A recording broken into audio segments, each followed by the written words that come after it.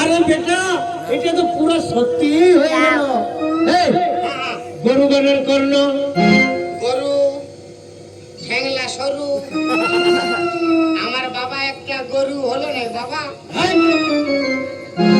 হবে কি নাই আমার এমন ছেলে জন্মাইছেন যখন হ্যাঁ আমি তো গরুই বসি রে ভাই।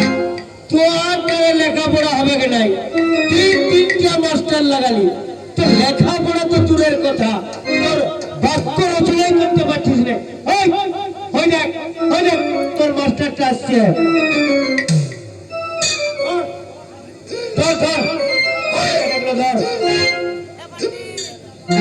এ মাস্টার তুমি আলে তো কেমন তুমি এই ছেলেগুলোকে পড়াছে?